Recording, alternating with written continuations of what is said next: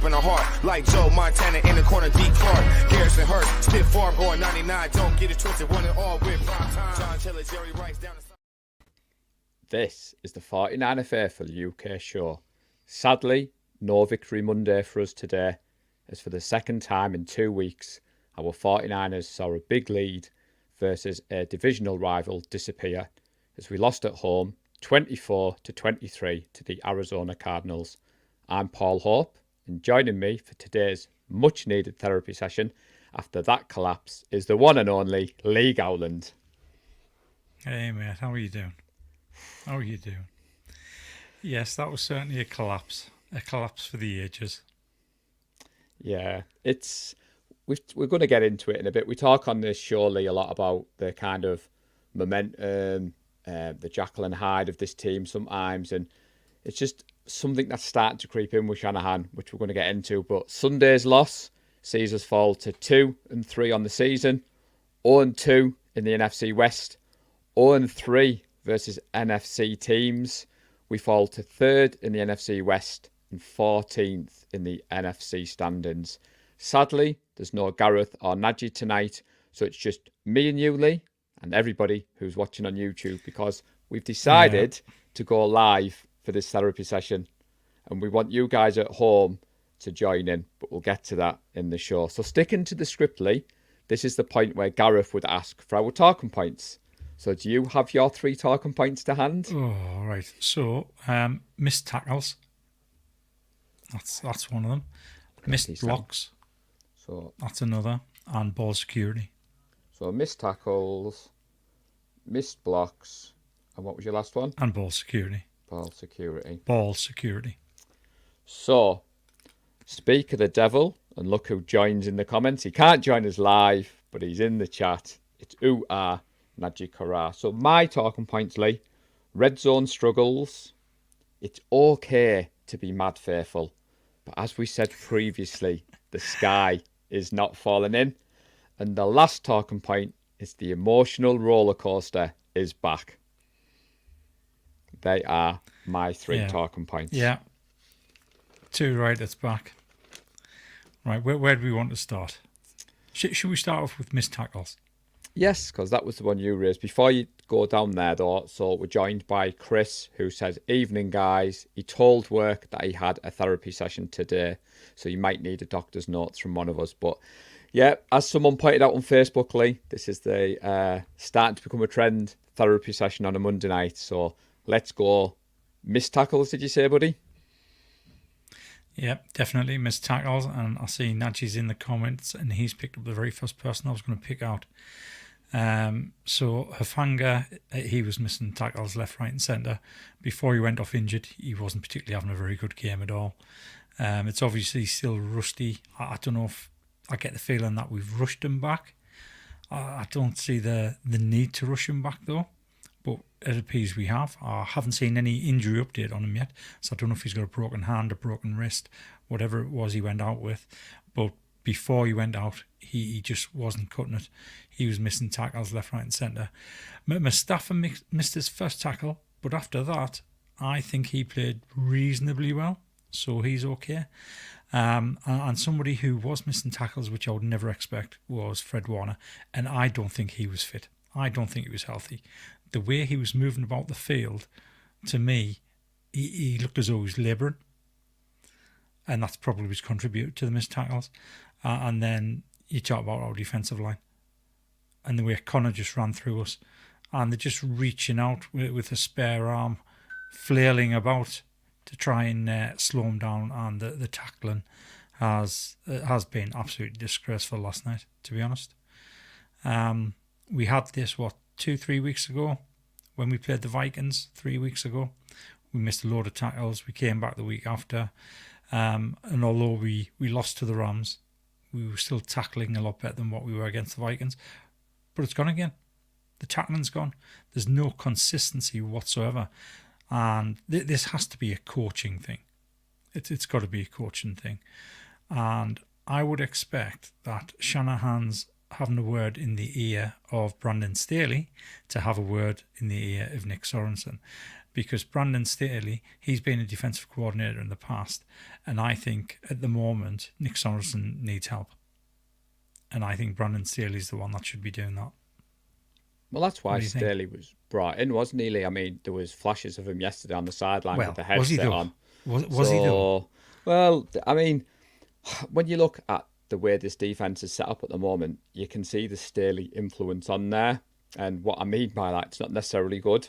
You go back and watch the game tape of all our games this season, and the thing that jumps off the page is we've given up a big explosive play, which has been pivotal to the outcome of this one. Me and you talked about the Vikings one. You know, I was coming down the stairs with Mr. Gore. Justin Jefferson gets a 97, 98-yard bomb. Last night, we all had that PTSD. 4 and 5. Kyler Murray, you thought, right, keep him, contain him, don't let him run. And when he threw that ball up, it was just a Hail Mary. He just slung that ball deep, thinking, right, it's either going to be a pass interference or a completion. As soon as the camera span round and you saw the separation, you thought, he's got this. And that took me back to the Super Bowl. I was very confident up until, again, 4th down play where Mahomes did his Superman running out the pocket. And that, for me, Lee, was when I thought, yeah, we're not winning this one. Murray's thrown that up in the air. It was just, we've seen this movie before with Kyle Shanahan. But it's interesting you're talking about missed tackles. The first half, I don't know about you, Lee, but I was sat at home feeling very confident. The defence played well in the first half. Nick Bosa was what we wanted him to be. D. Winters was shown that he's going to be a star moving forward. Like you said, Huff, I think it's a wrist injury. I believe Kyle Shanahan had a conference call this morning with some of the beat writers, but I haven't seen the update before we've gone live. Right. Sam O is better than Leonard Floyd. And then, like you said, half-time, we sat thinking, this is all right. And like you said, the second half momentum, the missed tackles, you've looked at my notes, Fred Warner missing a tackle. Straight away, Lee, I thought he isn't fully fit when you're seeing Fred missing tackles. Yeah, so it's interesting that you think the defense played okay in the first half, because you could see the warning signs were there, because the missed tackles pretty much start from the first drive onwards. I don't think they played disastrous in the first half. In the second half, they definitely did. But they still weren't playing to the level that we've come to expect over the last few seasons. Have they even not under done? Wilkes. But the defence isn't at that level. We said before, last year they weren't a top 5 defence. I've gone into this season wanting them to be a top 5 defence, but they're not. And I'm going off the notes that are written whilst watching the game last night, because obviously we've watched the game back today. You've seen the overreactions. But at half-time last night, I was sat at home and I was thinking, this defence has played all right. Now, I'm not saying it was exceptional by any stretch of the imagination, and given the first play of the game was Kyler Murray doing that zone read and pointing, and I don't know about you, I was ready to fling something at the TV when I saw him pointing, and I thought, oh God, here we go. But after that, I felt Sorensen did well in the first half. He adjusted. Now, obviously, the heat played a part in the second half, and I'm not making excuses. I know I'm known for being biased, but the Cardinals definitely made the adjustments at half-time. And I don't know, Sorensen there, a comment there, does he lack that intensity that we had with Ryans and Salah? He may be a bit quiet. Is that what the players have asked for? I mean, I don't know, Lee. What's your take on Sorensen at the moment? Do you think we need a more Ryan, Salah? Not necessarily. Like you said, it all depends on how the players feed off that. Is that how they get the motivation to play? Because there's plenty of defensive coordinators out there who aren't the big rah-rah defensive coordinators, and they do a perfectly good job. I mean, Steve Spagnuolo on the sideline for the Chiefs, he's not one that's jumping about all the time. He goes about his job professionally. He calls in the players to neutralise the offensive scheme, and he does a good job at it. But he's not in his players' faces all the time, getting them motivated. So I don't think they need that. I agree with Chris. I do think Sorensen is more Steve Wilkes-esque as far as his whole persona is concerned than a Ryans or a Salah. But again, I think you might be reading too much into the intensity of the way they coach to that. I don't necessarily think that has a big influence. I think it's more to do with coaching during the practices, during the week, getting the fundamentals right. The fundamentals like tackling, wrap up your tackle, get them to the ground, and we're missing these tackles, and it just feels as though people are going in half-heartedly, and I think that's to do with the coaching in the practices, not on game day. I don't think they need that whole rah-rah thing on game day. You need to do the preparation before we get anywhere near Sunday. And you need to be doing that week in, week out. And to be honest, I think our pre-season was interrupted. It wasn't the best pre-season. We obviously had the 2 contract issues with Ayuk and Trent Williams, which was always hanging in the background. We then had to cancel the joint practice, which is what Kyle likes out of everything. He's not too fussed on the pre-season games. He likes this joint practice because you get 2 teams facing off against each other. It's iron on iron for the full week, and we missed that as well. I think the preparation coming into this season has been poor. It's affected the way we're playing, and we're only just starting to see some players actually get up to speed. We'll mention those later on in the podcast tonight.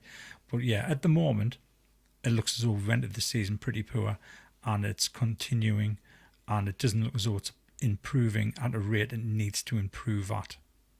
Yeah, I mean, like we said, mistake-free football, coaching. Apparently, Bosa has come out and said we didn't adjust in the second half like we used to. And like you said, we talked about the preview, surely, about the 49ers are going to get help because the Cardinals' defense is terrible, but the Cardinals' offense can't keep them off the field. And that kind of came to bite us in the bum on Sunday in the second half because our offense stunk the place out. Let's make no bones about it. 0 points in the second half. They couldn't sustain drives. And the 49ers' run defense had done well in the first half. I mean, James Conner, other than the 50-yard Murray touchdown, James Conner was quite quiet in that first half. We went in, 23-10 at half-time. I was feeling quite confident. But the defence looked fatigued in that 100-degree heat. And Conner started to put together some good moves. And it just seemed inevitable. I mean, there's been a lot of talk on our group today, and I'm sure our friends across the pond have had the same conversations. You know, the PTSD of going into the fourth quarter, 10 points up, and why Kyle seems to kind of coach not to lose rather than coach to win. Now, I know Jake Moody being injured obviously changes his play calling. And I'm going to segue nicely into one of mine with the red zone struggles, Lee. So you look at the stats, and we've been very gushing of Brock Purdy on this show. Play action is a big strength of Kyle Shanahan's. Why are we not using that in the red zone? I mean, yesterday it was very obvious you didn't have a kicker. Jordan Mason is a little one-dimensional, some would say, in the red zone. That's not me knocking Jordan Mason when you've got CMC out there, Lee. You've got a different wrinkle in the offense. But we looked predictable in the red zone, and Kyle Shanahan isn't using play action as much as he can. So I did want to talk a lot tonight about the red zone struggles. We were 1 for 6 in the red zone, 1 touchdown to Kittle, 3 field goals, a fumble and a turnover on downs. To make matters worse, Lee, we got inside the 10-yard line 4 times and have only come away with 1 touchdown. Cast your mind back to this time last year. We led the NFL in the red zone with a 68% touchdown rate. Yet this was a poor Cardinals defense. I banged that drum on Thursday night. Nadia was a little bit like, all right, Paul, hold your horses. They're not as bad as you think they are, but they really are. We just let them off. What were your takes on the red zone struggles? Yeah, I think Purdy had one of his worst games he's played for us. I think some of his accuracy was pretty poor. He was missing open reads. He seemed to have the jitters. And I know a lot of people turn around and say, well, that's because of the O-line. But I specifically watched the O-line today when I watched the game in 40 back. And I'll tell you what, he had plenty of time in that pocket. There was only a few times where he legitimately had to scramble. Now, what I did notice was, whenever he scrambles, he's scrambling out the back of the pocket. He's not going out the side. He's not going out the front, although he did go out the front twice for a run, which was a good decision to make that run because he saw it was wide open. But when you watch him scramble out the back, what he's doing is he's looking around the side of players. And I think this is because of his height. I think he's not stepping up in the pocket because he can't actually see over the defensive and offensive lines to actually make the throw, which is why he keeps on going back, back and then out the back and scrambling, because the pocket is not collapsing as much as what people think it is. And when I saw the O-line today, when I watched it back again, the O-line played pretty decent. There was a couple of players where I thought McKivitz should have done better.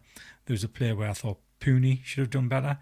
And there was two players where Kittle and Mason had blocking assignments and they completely missed those blocking assignments, which led to a player going straight through into Purdy. One of them resulted in a sack as well. I think that was the Mason one where he didn't pick up the runner coming through. But it could be said that Purdy should have recognised that there was two blitzers coming from the right-hand side and adjusted accordingly. But still, we had enough people there to slow that runner down, and he came through untouched.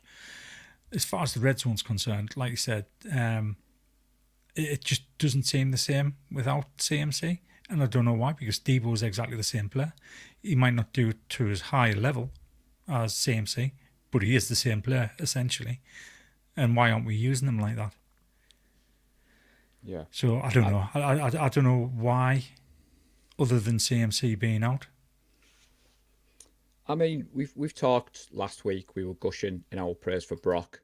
And again, it was as if everything we said on the show, Lee, the Niners thought, right, we're going to prove you guys wrong. What do you guys in the UK know? So we talked about Brock not being Superman, not having to put the team on his back.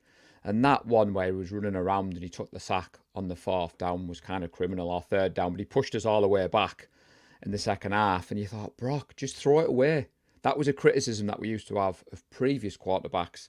But you're saying it is looking different. I mean, according to Pro Football Focus, we love a good stat on this show, the Niners have used play-action plays just 17.6% of the time this year, compared to nearly 25% this time last year. And it's as if Shanahan has been crying out to be able to put his quarterback in the drop-back game, Lee, and let him air it out. Now, there's pros and cons. When you play that way, you have the explosive plays, which we've seen. We saw a couple last night, which I know we're going to get to when we talk about certain receivers. But I think Kyle needs to get back to his bread and butter. Nobody does play action better than Kyle Shanahan. And you said, just because CMC's not there, use Deebo Samuel. Use some of the gadget plays. Kyle Juszczyk. I was crying out for him to get the ball last night, Lee. He seemed to be going in motion a lot. And if you don't give him the ball, it's just a man running around doing cardio. The Cardinals defense weren't fooled at any point last night when Juice was going in motion, because they know he's not getting the ball. And there was a knock on Brock last year by the haters that he was a check down quarterback. You know, he doesn't have that deep ball in. Part of me, Lee, wishes he'd go back to being a little bit more check down. There was a couple of players last night when I'm sat at home, and I thought, there was a couple who was wanting to Kittle that I remember off the top of my head, but Brock himself has said, I zoned in on Ayuk because I wanted to go deep. Take the check down. And again, kind of 1 minute and 37 seconds left to win that game last night. What I wanted to see is what we've seen the elite quarterbacks do in this league, Lee. Just march up the field. Take the 10 yards. Take the 15 yards. But it seemed to be we were in a hurry. And I don't know about you, but that sinking feeling of the interception. And I am glad you've mentioned the O-line. It's not on the O-line for me. Which one, the first one or the second one? Well, I don't think the O-line's at fault for either of them in my eyes. I think Brock has to take a look at the game tape, because as you said, the O-line gets criticised. I mean, Trent Williams looked back to his best last night, and you said it. You know, Trent's gone through his pre-season now, and it's just frustrating. The one player where the O-line stood out to me, where, and I'm not going to say the O-line, where Colt McKivitz stood out to me, was when I think it was Purdy's first sack. It's the one where he seemed to be running for ages and he was basically weaving round players. Well, McKivitz was just basically stood watching it all. And had he turned around and looked down the field, he could have blocked the guy that eventually sacked Purdy. But he just stood watching it. He wasn't even moving. And that was just so infuriating. You can see your quarterback's having problems. You can't help him with the two guys that's already in front of you, because you're either going to push him, do a block in the back and draw a penalty. So why don't you turn around and find out, if he gets through, who can you block? And he just stood with his back to the guy that was coming through. And that really wound me up. And to be honest, I actually thought McKivitz had a good game apart from that one player. One player, to me, was unforgivable. He just hung his quarterback out to dry. But again, you're right. Going back to the interceptions, they were completely on Brock. Yeah, I mean, Jason, I've said it before, buddy. I've got a friend, Ash Lewis, who went to the same college as Brock. And when we drafted Brock, Ash was like, Brock Purdy's amazing. But the knock on Brock at college was he tried to do it all. He went in hero ball mode. And that's where he started making the mistakes. Now, equally, I'd rather he made those mistakes at this time of the season. So if you've tuned in tonight, faithful, for me and Lee to tell you we're burning it all down to the ground, we're sacking everyone, we want to start again, this is not the show for you. However, on the group therapy, we are going to speak some truths. And as we said, Brock got a lot of praise recently, but I do feel he needs a bit of criticism, and maybe leads part of the growth that he needs to go through this year, that he doesn't need to be hero ball. We laugh on this show about the Avengers. Use them. Deebo Samuel, Brandon Ayuk, George Kittle. Like I said, Juice, get him more involved. I mean, Alec put on a comment here about how you don't discount not having CMC because all Kyle's off-season red zone game plans fall apart. I get that, Alec, but we're in week 4 in the NFL. For me, if you're an offensive genius like Kyle is, and I love Kyle Shanahan, I do not want Kyle Shanahan to go anywhere, but you can't keep saying this guy's an offensive genius if you see the struggles we saw last night. 16 points on offense against this Cardinals defense is not good enough for me, Lee. And spicy Paul Hope might be here. People might have waited for that. It was not good enough in any shape or way you look at it. To be fair though, I mean, there was a couple of drop passes as well again. There's a couple of drop passes. There was the fumble by Mason. I mean, there was 3 different players there that kind of stopped the momentum somewhat. Definitely the fumble. Absolutely killed on momentum, that. But the players don't seem to be playing up to the normal standard. And I'm including George Kittle in that as well. George had a drop that he should have caught. All day long, he should have caught that. And I see what Alex is saying about that, but I think they've known about CMC during the off-season. I think they hoped he'd come back week 2, week 3. And like you said, we actually now in week 6. So this is, well, tomorrow will be the start of week 6 after tonight's games. But we're effectively in week 6. So he's had 6 weeks to plan for red zone players for somebody else without CMC being there. And it's just not working. Well, that's what I was talking about, the ramifications of not using play action. Like, Purdy is holding on to the ball longer, which is exposing him to the sacks. Yeah. I mean, he's taken 12 sacks this year. His sack percentage is through the roof compared to where it was last year. I mean, I have the stats here. According to PFF, which I like to quote, he has held the ball for an NFL high 3.37 seconds, where last year it was 2.74. And that's the difference of him not holding onto the ball, is the pressure that you invite on. Yeah, so you have to be careful with that stat because of the type of quarterback that Purdy is. Purdy is very much the same as what Russell Wilson was. He scrambles a lot, and when he scrambles, sometimes he has all that ball for 12 seconds. Yeah, you're right. And that's going to skew that figure. Yeah. That's going to really skew that figure because sometimes when he has all the ball for 10 to 12 seconds, he ends up making an absolutely unbelievable play. Oh, I get it. You don't want to take that away. Yeah. But I know. I think you're right because he isn't getting rid of the ball as quickly as what he did last season. Last season, he was making quick decisions and getting the ball straight out to his receiver. Maybe that's to do with the trust between him and Ayuk had broken down up until yesterday's game. Yeah. It could be that because the chemistry just wasn't there the first few games, and now it seems to be back. So, I mean, that was one of the good things that we'll talk about later. But, yeah, I'd be careful going off that stat. All I was going to say was to go hand in hand. So it's like we are, you've seen my notes. I think it's a change in offense because I think someone mentioned it in our group about the yards after the catch, and they were worried because we're not up there in the yards after the catch. But you're not going to be when Brock Purdy's hitting the 50-yard bombs. And that's what I'm saying at the moment. Our offense was known for picking up those chunk yards, the quick slants, the quick outs, Deebo, Ayuk, and then the yards after the catch, where this year, because teams have been daring Purdy to throw it in there, and he's been able to go deep, Shanahan has shifted his offense. Obviously, CMC being out has had that change of mindset. And I've enjoyed seeing the change. I think what people are saying, Lee, sometimes you need to go back to, in a game like last night, go back to those chunk yardage, the yards after the catch. It was a hot day. the big explosive plays are great when they work, but then when they don't work, does that make sense? It does, but I don't think Shanahan's doing that because he trusts Purdy to push it down the field. I think Shanahan's doing that because we're facing 6-7 man fronts every week now. They saw exactly how they did it for the Vikings. Brian Flores came in and he absolutely neutralised our run game. And I think that's what we've seen now. We've seen teams turn up with 5, 6, 7 in the box and absolutely killing our run game, which is why Shanahan's calling a lot more plays, a lot more passing plays. I don't think it's the fact that he trusts Purdy more, because I think he's always trusted Purdy. I think that's been obvious from day one. He's always had that trust in Purdy, whereas previous quarterbacks he hasn't. I think he's trying to adjust his play calling to what he's seen on defense. The only problem with that is he's completely abandoning the run. Yeah. Well, to be honest, what did we have? 23, 24 runs? Yeah, I was going to say the stats were, I think it was 41 dropbacks that Brock Purdy had yesterday's game when I was preparing for tonight, and I thought, blooming heck, Kyle Shanahan's normally a 30 to 40 man run the ball and then sprinkle some passing. Yes.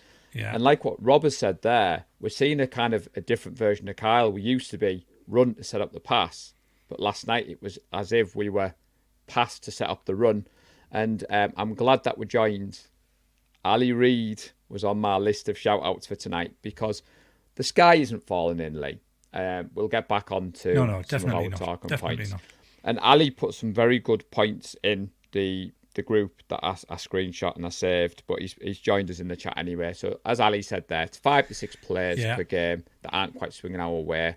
We're clearly not in rebuild mode, which is what we said, or everything is going wrong. We just need tweaks. We could easily be 4-1. And the NFL is hard. And I think that's when I was preparing for today. So to clarify, Lee, Tracy joined me for the last 10 minutes of the game last night. And I got the yellow flag for colourful language. I then got the red flag for even more colourful language. And when that game finished, I was just as frustrated as everybody else. Got locked up, came upstairs, on Discord with all you guys, jumped into the reaction thread, switched my phone off and went to sleep. And I woke up this morning, watched the game back like you have. I would be more upset if we'd been absolutely blown out, if we'd been dominated on both sides of the ball. I mean, you were coming on today's show thinking, bloody hell, those Cardinals were good, weren't they? This didn't happen and that didn't happen. We beat ourselves yet again, second time this season in division. And that's why when I see people like Ali, I think, right, it isn't just me with my red and gold rose-tinted glasses. There's other people who see it how I see it. It's funny you should mention rose-tinted glasses. The thumbnail for the show, I tried my hardest to get Copilot to create a couple of San Francisco people wearing rose-tinted glasses in a film. But yeah, I completely agree with Ali. Like we always say, this is the therapy session. So I've spent the first half just venting because, to be honest, we don't vent in the game day thread, or we very rarely vent. I mentioned something about Shanahan being too weak at the end of the first half, where he went for the field goal instead of trying it on fourth down. I mean, we're on the 2-yard line. We had literally 2 yards. If we failed, they have to start from their own 2-yard line. Just try it. That's how he should be aggressive, and it just really winds me up when he doesn't do that. But yeah, the world isn't falling apart. The sky isn't falling in. We're only in week 5. We are 2-3. I keep on saying this every single year. To get the playoffs, the only teams you need to beat are your divisional rivals. We've lost 2 of those games, but we can still end up top of the NFC West, and then we're in the playoffs. We might make it harder for ourselves in the playoffs by having to go on the road all the time, but this season is by no means over. We have a very good chance because even after the 2 losses against the Rams and the Cardinals, we are still by far the best team in the NFC West. I can guarantee you that. Definitely. Like you said, we've beaten ourselves. We haven't been beaten by the Cardinals. We haven't been beaten by the Rams. We've done it. We've done it to ourselves. And that will change. It'll definitely change. And hopefully it's going to change on Thursday night, because we can't go into games against the Chiefs and games against the Cowboys having been beaten by each one of our divisional rivals. Thursday, we need to make that change, and I think we will. I think Thursday, hopefully, if everybody's fit, who needs to be fit, what I mean by that is the likes of Fred Warner's fit and healthy, because like I said, I didn't think he was on Sunday night. He didn't look it. I think Kittle needs to up his game a bit. He needs to keep hold of the ball. I would like to see Juwan Jennings involved a bit more. He didn't get that many targets yesterday. But the biggest news is Brandon Ayuk is back. He's back off his summer holiday. Don't you be going down that rabbit hole yet. So before we went live, everyone, El Presidente told me to save Ayuk till last. Now, Najee Carrara is still on point. So as he put there, Lee, we were 3-5 in 2019. Now, one of your talking points, you've missed a Gowland catchphrase, which I thought you were going to come on the show and say. You always say to me, Lee, it's not how the team starts, it's how the team finishes. I was getting that, Paul. Right? I was getting that, yeah. So as you've said there, a win on Thursday night puts the 49ers in first place in the NFC West. So all this hysterical overreactions to early season losses. Yeah. Save your energy, faithful. The sky is not falling in. This league is, as El Presidente says, it's about how you finish, not how you start. Now, again, you're allowed to be mad. You're allowed to be angry. You're allowed to be, as Kyle Shanahan himself said, Lee, extremely frustrated, because I was. But we still care. And as Red Jet Shell says, as long as the UK believes, it would be wrong for her not to. And we're saying we're not burning it all down at the moment. And I agree. Club 85 were big supporters of George on this show. Wasn't one of his best games. Obviously, his touchdown was great to see, but he missed a few blocks. There was a couple of dropped passes, which, as you said, with the NFL, it puts it into perspective. Now, Ali Reid knows we love a good stat on this show, and he's got here Kyle Shanahan's regular season records by month whilst with the 49ers. So they're there on the screen. September to October, 27 to 31, so under 500. November to January, 39 to 22, over 500. Now, Ali, everybody knows that's where I was going to go, because we've seen this movie before, Lee. The 49ers start slow. We traditionally start slow. Now, this time last year, we were 5-0. Everything was all hunky-dory. Everything was all rosy. Now, I will say, I have been impressed with the group from what I've seen. There's been some good discussions. Now, I'm not going to come on and tell anybody how to be a fan of the 49ers. And it was frustrating, that loss as we put there. But as we said, Lee, there's only 4 teams in the NFL with a better than 3-2 record. Your second team, because I've seen the photo, the Vikings, your Steve will be happy that I've mentioned them. Washington, the Chiefs, and Houston. The majority of the pack is either 3-2 or 2-3. So we're a million miles off knowing what the playoff picture is going to look like. And you always said to me when I got into this game, you should fear the team that gets hot at the end of the season. At the very end, yeah. So yeah, and I can see that being us. I mean, one of the things I was going to do, let's have a quick look, see if I've got it. That's good. Right, I'll be able to use this then. Right. Let me just share my screen. So one of the things we can do now that we're into week 6, or the end of week 5, like I said, it's week 6 tomorrow, we can reevaluate where we thought we were going to be during the season. So obviously I went with the 12. I'm not sharing that, am I? There we go. Sharing it now. There you go. So I went with 12-5, and I had our losses coming against the Rams, week 3, which we did lose. The Chiefs. I also had us getting beat by the Packers, the Lions, and I think it was the Dolphins I had us getting beat by. But now we can reevaluate that. Yeah, of course we can. Because let's forget about the next 3 weeks. Let's go on to after the bye week. So Buccaneers, I still think we'll beat those. Seahawks at home, I think we'll beat those. The Packers haven't been great. The Bills are inconsistent. The Bears, I think we'll have them at home. The Rams, we're not going to let them beat us twice in the season. The Dolphins being an absolute dumpster fire. The Lions are still good. They might beat us. And we're not going to let the Cardinals beat us twice either. Now then, it hinges on these 3 games. We need to have a reaction from the players on Thursday night against the Seahawks. And a huge game against the Chiefs. But the Chiefs haven't been great this season. They're not playing outstanding football. But they did this last season. They started slow. So the Cowboys still worry me a little bit because they are playing some good football. But again, as well as that, they are inconsistent and they're the Cowboys and they might do another Cowboys. And I just can't see us beating them because I'll never ever admit to thinking that the Cowboys can beat us on any given Sunday. Well, I'm glad you've mentioned that because there's a point that Najee Karar I need to address since he's in the chat. So I don't know if you've been on the Prediction League chat in Discord today, Lee. So Chris Wood is a naughty man because he's trying to get people to turn to predicting against the 49ers because apparently it worked well for him last year. And Najee claims that he was on the fence before our show and he was tempted to go with a Cardinals win. But apparently mine, yours and Giddy Gareth's positivity talked him off that ledge. Now, what I wanted to say, Lee, is I'm not at that stage yet, Chris Wood and Najee Karar. I am not predicting anything other than a Niners win. And I don't care whether it costs me the trophy. And as you've said, especially against the Cowboys. I'd never hear the end of it off my friend Chris if the Cowboys beat us. Or Ian Keynes, Young and Noah. They will be straight in my DMs. So I don't care how bad we're playing, Lee. We're beating the Cowboys. But I get the emotion.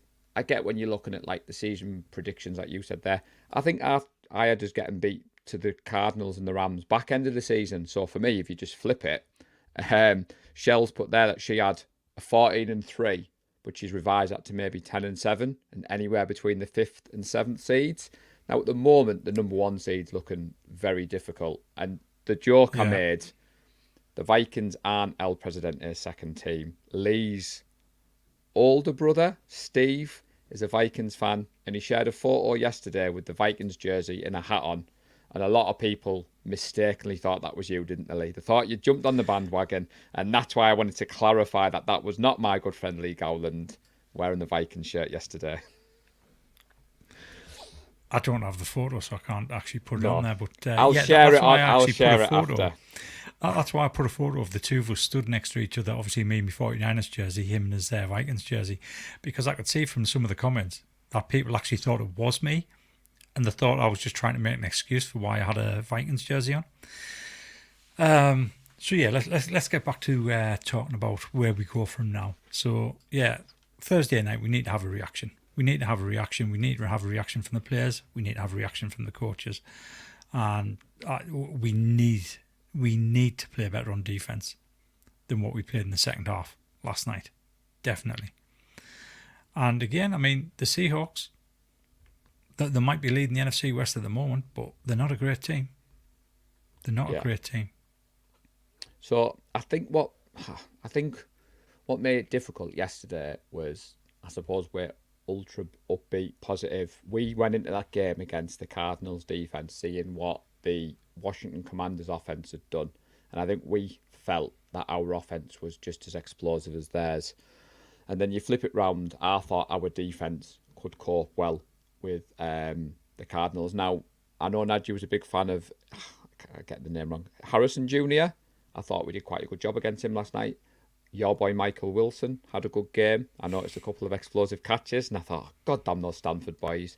But in a whole, I think our offense didn't help the defense last night, and it must have been those conditions, Lee. I know me and you, based in the freezing cold northeast of England, probably can't comprehend. What was it, 100 degrees yesterday or something in Levi's Stadium? I think they said it got up to 95, so it wasn't quite 100, but that's still red hot to play football in. Yeah, definitely.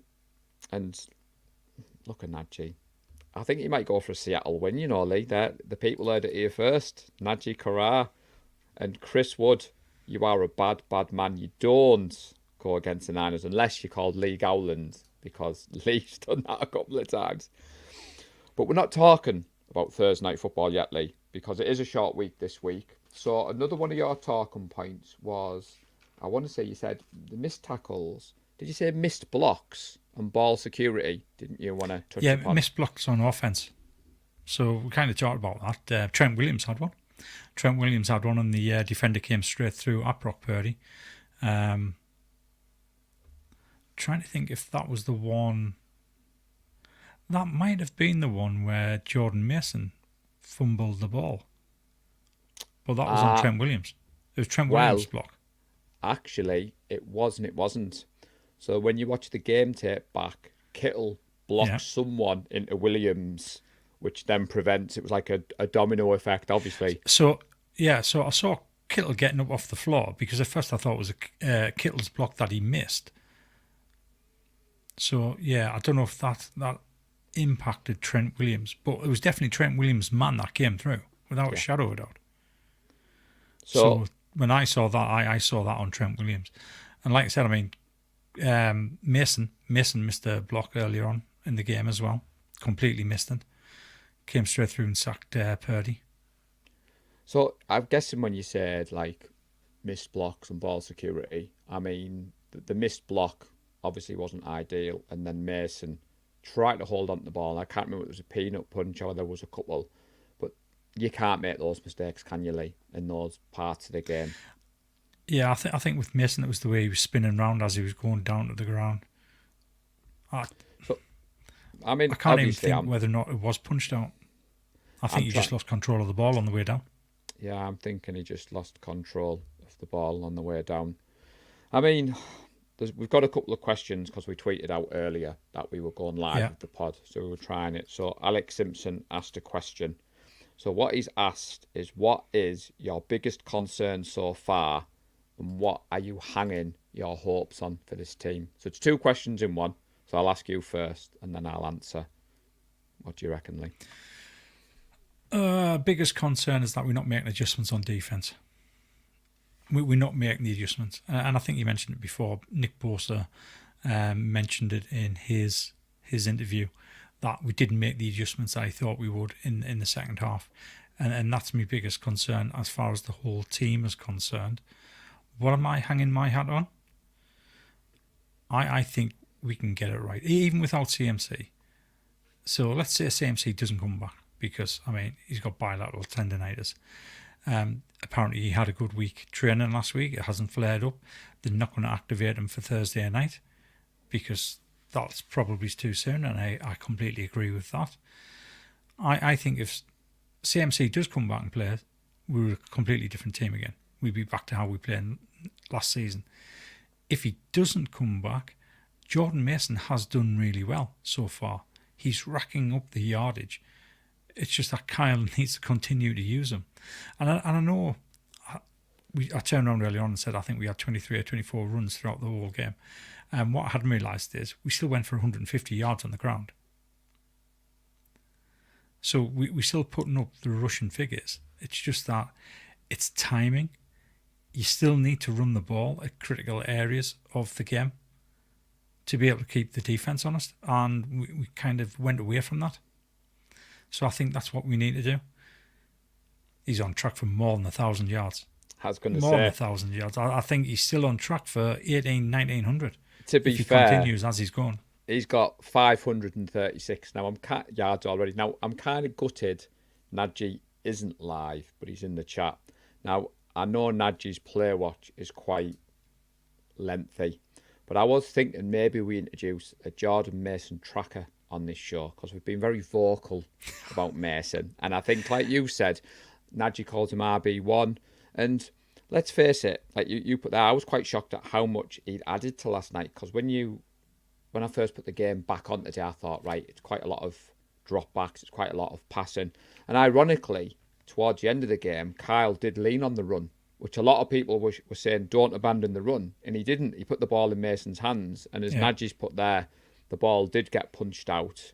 Jedi, who's joining us from across the pond, he's put a like and subscribe earlier, which I saw. He said that he got punched in the face mask and he thinks it startled him. His instincts were to drop the rock, which he's put isn't a good look. But come on, JP, we need you. I mean, again, Jordan Mason, we're not here to talk all negatives. His 34-yard run in the second quarter was our longest run of the season, Lee. It was his first 30-yard rush of the season. And that wasn't even his most impressive run. The run where he did the angry run with the stiff arm, I've got to mention that because obviously we love a good angry run on this show and the stiff arm. But that was on the same drive which Mason fumbled the ball. But to answer Alex's question, I'm on the similar page to Nadji. So Nadji's put here that his biggest concern is our red zone wars, especially with no kicker. It was something that I was concerned coming into tonight, surely.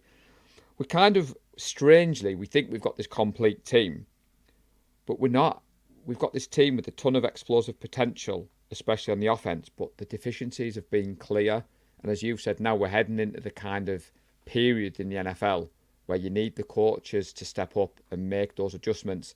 I'm equally worried about the explosive plays. As I said, if you go back and watch each game the Nines have played this year, there's been one big explosive play, which if that's taken off the boardly, it's a different game altogether. So I want to see Sorensen do a little bit more in terms of adjustments with the defences. You know, got to give Gannon and his coaching staff the credit. The Cardinals went into that game at half-time and it kind of looked like the game was lost. They've made the necessary adjustments. They handled the weather better than us. And they did something that we gush about on this show. Mistake-free football and, as you said, ball protection. That was the difference between the two I wouldn't teams. say there was mistake-free football. I mean, we did block a field goal. Was that in the for a first half or touchdown. the second half? Or was that a punt? It was a field goal. No, it was a field goal. But was No, it that was the a punt. first half or the second half? I can't remember. Honestly. But my anyway, memory's gone. And that was in the first half. That was in the first Right. half because we scored diddly squat in the second half. They completely shut us out for two quarters of football. So that's what I said. At home. Cardinals did better in the second half. I said mistake-free football in the second half. You know what, Paul? You've turned around and said the Cardinals handled the heat a lot better than we did. We were in the shade. Yeah. The home bench is in the shade. I mean, if we weren't handling the heat, that is concerning considering we were in the shade. And it's the away bench, the road team, that are out in the sun all the time. But yeah, they didn't have mistake-free football. No, I said In fact, I second think half. it was I said the second half. Like, come on, right. give me some credit. I here. think it was 3 turnovers each. I love it when But you yeah, we get shot all, ourselves like, in the foot a bit, like. We did. So Alex answered his own question. He's put his biggest concern is we're not putting teams away, but he's hanging his hat on Kyle and the play calling will work out. And that's what I was alluding to earlier, Lee. I think you're allowed to kind of have an emotional response to this, but I'm not worried about our ability this year to go on a run. There's a lot of bad self-inflicted mistakes, but as I said at the start of the show, until we're outplayed in every facet of the game, that's when I'd start to worry. Yeah. And I think we've been spoilt. 4 out of 7 seasons we've been at the NFC Championship game. We've kind of come into this season Super Bowl or bust. We had all the kind of, was BA going to get paid? Trent Williams was going to come back.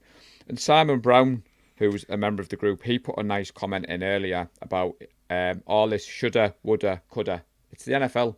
And he put a long response to someone about, if everything goes the way it should have gone, we're 5-0 or 4-1. And he's put, there's stuff to be fixed, but it's not the end of the world yet. And he's repeated what you've said. He fears the teams who fall into the playoffs backwards and hit their stride. It's an ugly start. Nobody is coming on this show nightly and saying it's not an ugly start, but the sky isn't falling yet, buddy. Yeah, you're right. And I think the biggest concern, to answer Alex's question again, is it was obvious that last night's game was completely fixed. I mean, how else can you explain that Ronnie Bell didn't get a single target? They'd heard about my bold prediction and they just left him on the sideline. Complete fix, that is. I'll be honest, I saw him line up and I thought, if number 10 catches his ball, you're going to be sending me a message. Because I'll be honest, you were very quiet last night. I noticed you weren't in the game day. If Ronnie Bell had caught a pass, I was adding 15 points to my predicted league score. So, I think... That's how important it was. Yeah. You've tuned in for the show. You weren't expecting the Ronnie Bell. So, Gareth's not here to keep us on the straight and narrow. But I think we've covered most of our talking points, Lee. And as you've said there, we're 50 minutes in. We're going to have to talk about the score prediction league. Now, I don't have... No, we don't have to. Spreadsheet. Do you have it there? Well, it hasn't changed because nobody scored any points. Oh, actually, sorry. Somebody did score 5 points. I think it was Scott Manson. I was about to say, yeah. Yeah, he got the Cardinals score spot on. So in the main league, obviously, that has changed a bit. I don't know if Najee's updated the part. So Scott includes the Manson table. got 5 points last night for getting the Cardinals score bang on, and he's drawn level with Anthony Fulger in the overall table. So if you're new to the show, last year, myself, Lee, Gareth and Najee competed for the score prediction trophy. So what we did is we opened it up this year to the Discord community, the 49er Faithful UK, to compete against us. So we're still doing our competition, where the 4 of us are competing for the wonderful trophy, the Najee Karar trophy. That's what it's named because he bought it. And there is, for you people watching at home, there is the season score predictions. And I don't think any of us got appointed, Lee. Me, you, Gareth or Najee. No, all zeros. All zeros, including the podcast faithfuls. When you average out all their different predictions, they ended up with a big fat duck as well. Quack, quack, oops. So, yeah, I mean, not a good week all around for anybody other than the individual podcasters, the individual players on the predictor lead. As you said, Scott Manson is now, I updated the pod scored. So they've got 28 points each, Scott and Anthony Fulger. So the good news is, even if they score 100 points and we don't, the trophy is between us 4, but it's added an extra dynamic. As I said earlier, Chris Wood and Najee Karar are already plotting how they can win by going against the Niners. And don't worry, Red Jet Shell. I saw your comment earlier. She's going for the Seahawks, Lee, on Thursday Night Football. Red Jet, how could you do that to me? You can't give up just yet. 31-13, 49ers. Well, I was about to say, yeah, we're going to get into that in the next show, but Breezy went live. I know you are, but Breezy went live about an hour ago, and he asked for score predictions for Thursday, and I was like, 31-13, and everyone was like, how can you be so sure? I was like, that is going to be the universal score prediction this week, and I already know you. I'm waiting for my T-shirt with it on, but yeah, it's interesting that. So what's the point? I can't see that on the screen. Is Gareth still top? Yeah, he is. Oops. That's okay, Red Jet. So he's top of the 4 of us. Oh, can you see that now? I can. Just look there. He's top of the 4 of us. Disservicely, Martin Hughes, Scott Manson, Tim Craig, Chris Wood, Gary Parks, Andy Lund, and Paul Scrimshaw all scored 5 points. So credit where credit's due, chaps. Well done. But yeah, it isn't a coincidence that Najee and Gareth haven't joined us tonight. I think Gareth's waited for his worst performance of the year, and giddy Gareth decided he didn't want to face Gowland. That's what it was, Lee. I'll get that out there when you put this out as a pod. Is that right? Is that right? And Gary Thorpe's not sure whether he scored anything. But Lee, we did say at the start of the show, buddy, that this was going to be therapy. Is there anything else about that disgusting loss at home to the Arizona Cardinals that you want to get off your chest? Because once we finish this show, the therapy session will be closed, and it's a short week. So the good news for all of us is we've got a game on Thursday Night Football to look forward to. Yeah, so I've getting it off my chest. I'm already looking forward to Thursday night, and bring back memories from last season at Lumens. Hopefully it'll be the same sort of performance. And like I said, leaving the best to the last. Brandon Ayuk. I was going to say, don't worry. I I wasn't worried about that. Yeah, I know. And I hopefully he'll put on the same type of performance he did last year up in Seattle. And let's hope Jordan Mason keeps hold of the ball this time. I mean, to be fair, so given, Ayuk had a big game, so you talked about that trust with Purdy. So when I was preparing for tonight, Purdy relied on Ayuk and Kittle, targeting the duo for 24 times. Now, heading into this game, the Cardinals hadn't allowed a receiver to get over 100 yards on them. And I think Ayuk had that in pretty much the first quarter. And like you said, he seemed to be back to where he was last year, and it was great for us all to see.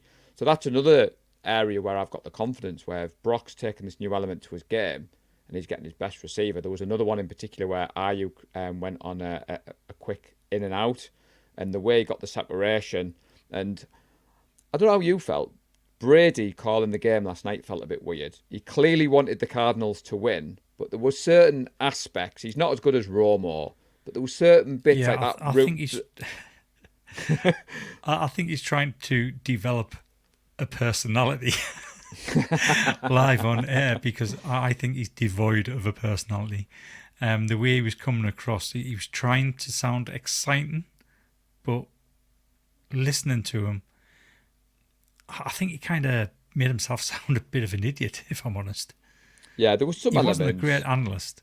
No, Yeah. but there was that route there where Ayew kind of got separation, and Purdy had thrown into anticipation, and Brady, when he was breaking it down, for me it was quite interesting listening to what Brady was saying. And there was another route, I want to say it was Debo towards the red zone, where again Purdy got the ball out of his hands quick. But I'll be honest, he was very giddy when we lost that game. And I don't know if you saw his co-host at the start. So he'd welcome Brady into the booth, and he said, "Oh, it's great that you're here to watch Brock Purdy, because weren't you here for his first start and it didn't work out so well for you?" And I thought, yes, and whatever your co-host is called, he definitely went up in my estimation. But Gary, there's no news yet on Hufanga that I've seen, but as I said, we haven't fully got the updates yet. But I don't know whether he'll play on Thursday night. We're just waiting to see. There was no update. I'd be very surprised. I mean, they kind of ruled him out immediately. They took him to the locker room, and it didn't take long for news to filter through that he was out for the rest of the game. So it was obvious whatever was wrong with him, it was serious enough that they didn't want to risk him at all. And to be honest, like I said, before he went out, he was having an absolute stinking game. So I'm happy for him to rest on Thursday night. Play Brown and Mustafa, or Brown and Odom, or Odom and Mustafa. But yeah, I mean, Huff wasn't great, which is a shame, because obviously I've got a cheeky bet on him being comeback player of the year. So, I mean, I had a vested interest in him playing really well. So, Kevin Burkhart, I appreciate that, Red Jet Shell. And Kev has put there, it must be difficult for Brady to muster up emotions when you've had so much plastic surgery. So, we love a bit of Tom Brady slander on this show. But Lee, as I said earlier, Faithful, it is okay to be mad. It is okay to be frustrated. But trust me, this team isn't done yet. A lot of football to be played, Lee. But you said save the best till last. Gareth's not here, so we're going to have to do it for him. You alluded to that special teams play earlier. Special teams had a special play for all the right reasons. And we do have to take a moment to savour it, because not only does Gareth love a pick six, but he also loves special teams. So to combine them together, and I think Nadji said that was the first one of those touchdowns we'd scored since 2009. And I have to admit, Lee, I was leaping around the front room when that one went in. And at first I was like, is it only 2 points? Is it a touchdown? But, you take that off the board. Last night's performance would have been even worse, because we only scored 16 points on offense. So it was great to see the defense helping out. For everybody who's watching the show and who's in the comments, I think you can take solace in the fact that it could have been a lot worse last night. It could have been a lot worse last night. Last night I was left horrified. I was left disgusted. I was left absolutely sickened. And that had nothing to do with the game. That was the pictures I was being sent by Brett Sinclair while he was laid on a sofa, removing bits of clothes, one after the other, until he got to the point where he had this little Jeremy Beadle type sized hand covering his modesty, and there wasn't much there to cover. So think yourself lucky you weren't getting messages from Brett like that during the game. I was getting messages like that from Brett well, I know during the game. So to be honest, I was the same as you. I was like, oh God. So before we finish off, Red Jet Shell has said, awesome show, glad to see you. I think she means the sight for sore eyes about the show, not what you've just talked about. So we'll clarify that. Alex Simpson. I was going to say, we need some clarification there, Shell. We appreciate the love. But I'll send you the photo and you can let us know. Yeah. Well, it was a strange one last night, because it was supposed to be blacked out on Game Pass. So I started watching on Sky Go. Yeah. So I was watching on Sky Go. Then everyone in the chat said it was working on Game Pass. So I came off Sky Go. But I watched Game Pass through a PS4. And when I clicked into the game, it started from the start of the broadcast, and you had to fast forward, and it was taking ages to fast forward. So I just watched on Sky Go. So I kind of was staying away from the Discord chat. So when I saw the message flash up on my phone, Lee, which said Brett Sinclair, I thought, oh, what's he doing now? Typical Brett, he spoilt something for me. When I opened said message, as you've just described, it was not what I was expecting to see. So I put my phone down and I thought, cheers, Brett, I'm not touching my phone for the next 10, 15 minutes just in case. So it kind of helps. Yeah, I'll tell you what, it was that bad. I had to go and get a bottle of Tabasco sauce to wash my eyes because they were stinging that much. So Red Jet Shell said she'll pass. So what we do have to say to everybody is it is a short week this week. So another reason we've combined tonight's review show therapy session as a live. We won't be doing the live show on Wednesday because we'll be recording the Seahawks preview game. So that'll obviously go out Thursday morning, won't it, Lee? The pod, or will you try and get it out Wednesday night, depending on how long we ramble on for? I'll Wednesday night, Thursday morning. I mean, right. You're going to have all day Thursday to listen to it. Yeah. So for us in the UK, prime time football Thursday night, or as we call it, 1:15 a.m. Friday morning. Red Eye game, yep. So for those of you tuning in on Discord, as Najee's asked me to promote, it will be the after dark session of the game day thread. There's been a few people reach out, Lee, and ask why the wall is switched off on Facebook during the games, and I've explained today to a few people that it's so we're not having to keep an eye on the game day thread and the wall, and we don't want the wall getting cluttered up during the game. Yeah. People want to post about the game, so that's why we direct you to the game day thread, and then after the game we always post the reaction thread so you can comment on there. And I'll be honest, I switched the wall off last night and then went to bed and forgot to switch it back on. So I think one of you guys switched it back on about 6, 7 o'clock. Yeah, this morning. I switched it back on this morning. So just to like expand on that a little bit further, what we found 2-3 years ago during the game day threads, which used to be on Facebook, so we'd have a post, we'd use that as a game day thread. We were getting somewhere in excess of 2,500 comments on. Now, just imagine whether or not people are doing that as an individual posts rather than into a game day thread.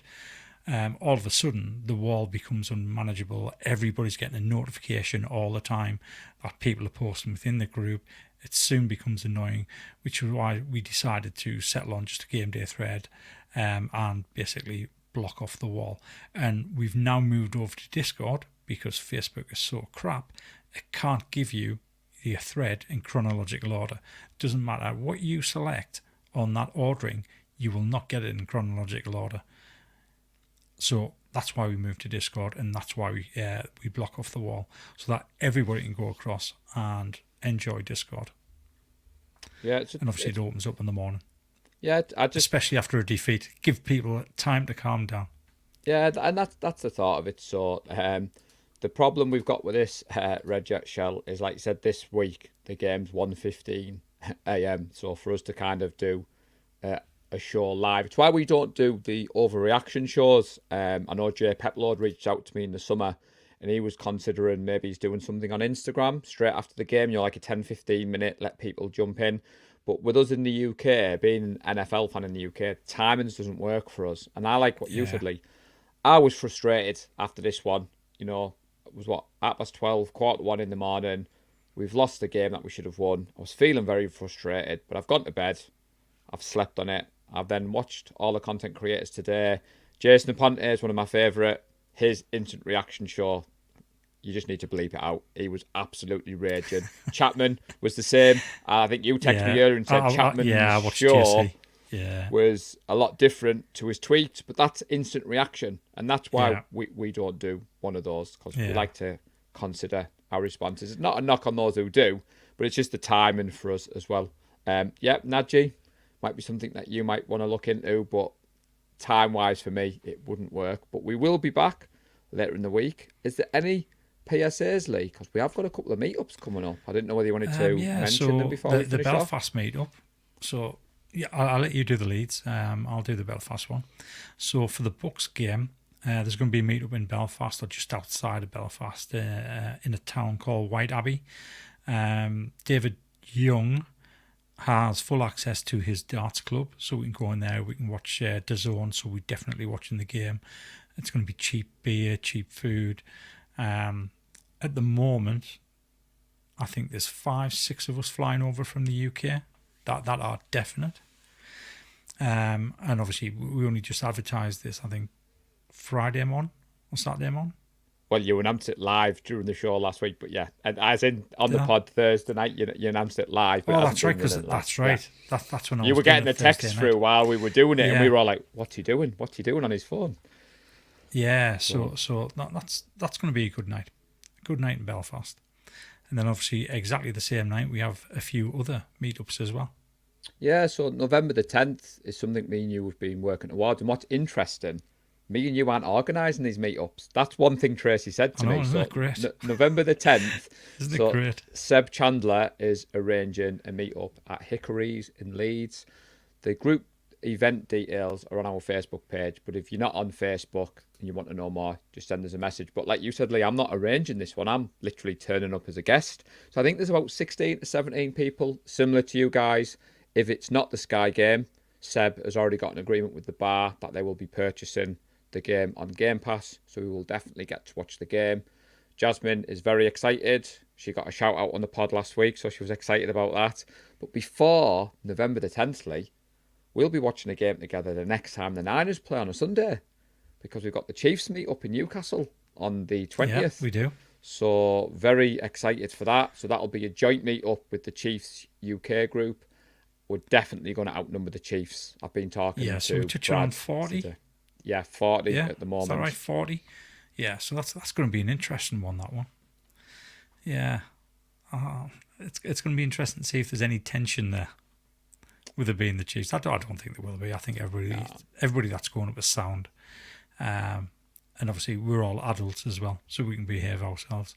But I'm looking forward to that one. Good night out in Newcastle, have some food, a few beers, watch us beat the Chiefs for the first time in God knows how many years. Yeah, but before all that, we'll be back for Thursday Night Football.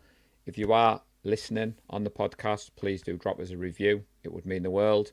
Obviously, for you guys on YouTube, drop us a like, drop us a subscribe, tell all your friends about us. But Lee, I feel a million times better for the therapy session and for seeing your smiley, happy face. I hope your Steve isn't too giddy that the Vikings are running away with the NFC. I hope he had a good time in London. But all that is left for me to say is stay safe and go Niners. Bang, bang, Nana gang. We love the San Francisco 49ers deep in the heart. Like Joe Montana in the corner, deep Clark. Garrison Hurst, stiff farm.